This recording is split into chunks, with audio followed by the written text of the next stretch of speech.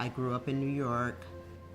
In my teen years, I kind of went on a different path and started to do things my own way.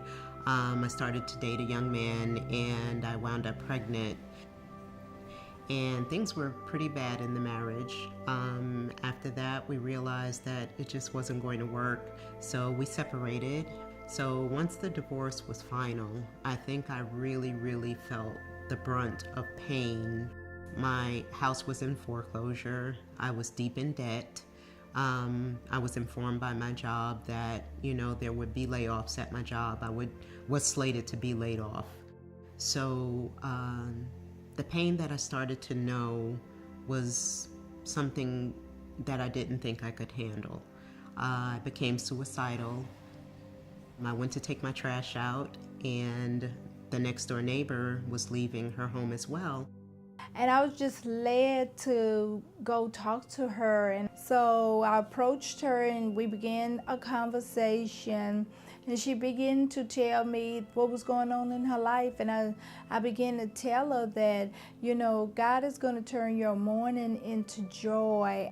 I said, God loves you. I said, we all go through tests. But guess what? God is there to help guide us and lead us. I was led to pray for her because she started crying. And I said, may I pray with you?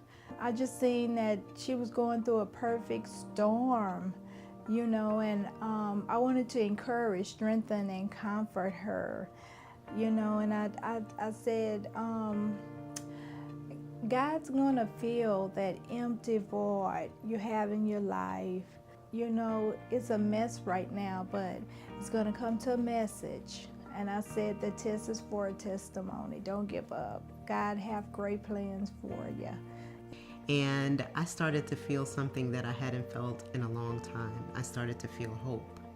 So I immediately thanked her, for speaking that word into my life when I was at such a low point. I don't think I could have got any lower at that point.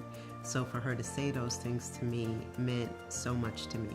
It just basically sparked something in me to do better for myself and do better for my children. I wound up getting a job a couple of weeks later. I started to attend a church out here.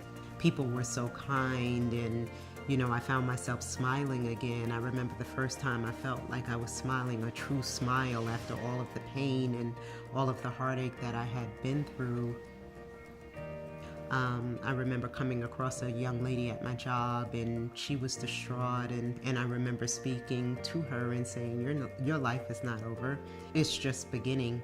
You have so much to live for. Everything is going to be okay. And I felt honored to say that because somebody said that to me one day. So sometimes it's great to play it forward, speak to others, and remember where you've come from and remember what God has done for you in order for you to bless another person.